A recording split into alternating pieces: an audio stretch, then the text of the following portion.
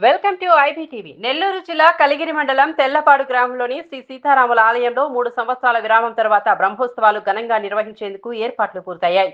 ఉగాది పర్వదినం నుంచి 3 రోజుల పాటు ప్రాయశ్చిత సంప్రోక్షణ కార్యక్రమాలు కొనసాగుతాయని ఆలయ అర్చకులు చెప్పారు.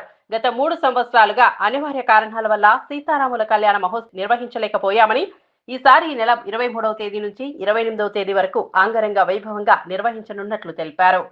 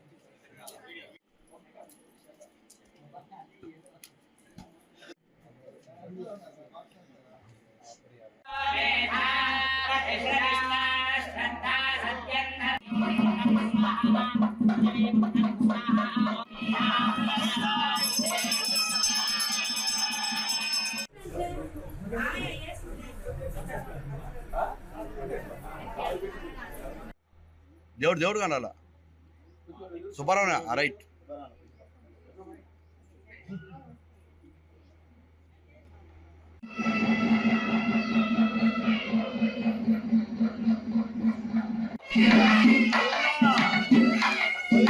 కలిగిరి మండలం తెల్లపాడు గ్రామంలో అనాదిగా వేయించేసినటువంటి శ్రీ హనుమత లక్ష్మణ సీతా సమేత శ్రీ కోదండరామస్వామి వారి యొక్క సప్తాన్నిక 7 రోజుల దీక్షతోటి ఈ సంవత్సరం బ్రహ్మోత్సవం 23వ తేదీ రాత్రి విశ్వక్సేన పూజ, పుణ్యాహవచన, మేదినీ పూజ, అంకురారోపణ, అలానే ధ్వజ ఆరోహణతోటి బ్రహ్మోత్సవం ప్రారంభించబడుతుంది.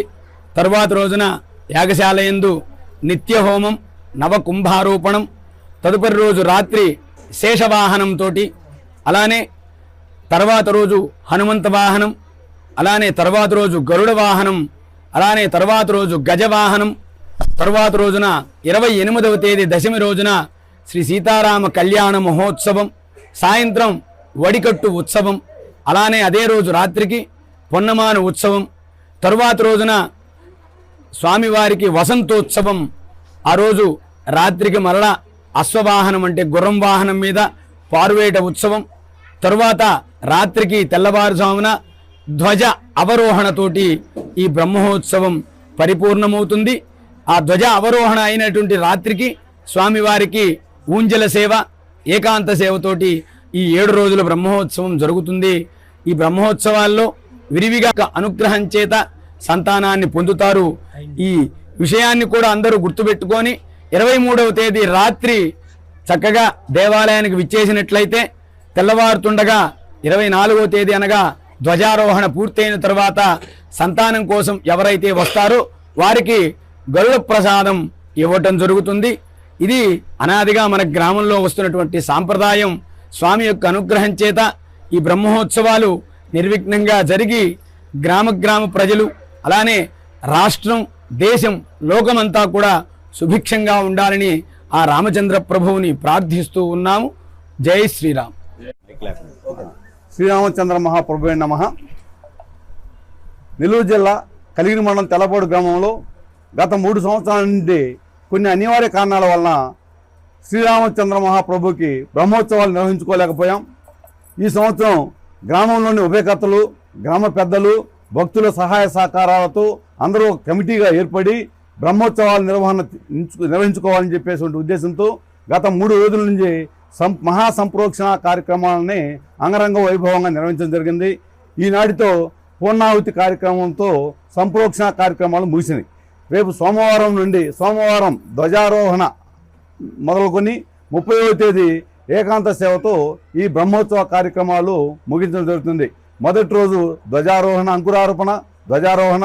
రెండవ రోజు శేషవాహన సేవ, 3వ రోజు హనుమంతు సేవ, 4వ రోజు గరుడ వాహన సేవ, 5వ రోజు గజవాహన సేవ, 6వ రోజు మధ్యాహ్నం స్వామివారికి విశేషంగా కళ్యాణ మహోత్సవం, ఆ రోజు సాయంకాలం పొన్నవాహన సేవ, అనంతరం అశ్వవాహన సేవ, ఆ తదుపరి ఏకాంత సేవతో ఈ బ్రహ్మోత్సవాలు ముగించడం జరుగుతుంది. కావున భక్తులందరూ కూడా ఈ మా గ్రామంలో జరిగేటువంటి బ్రహ్మోత్సవ కార్యక్రమాలకు ఇచ్చేసి స్వామివారిని దర్శించుకొని తీర్థప్రసాదాలు స్వీకరించి ఆ స్వామి కృపా కటాక్షాలకు పాత్రలు కావాలని చెప్పి తెలియజేస్తున్నాం.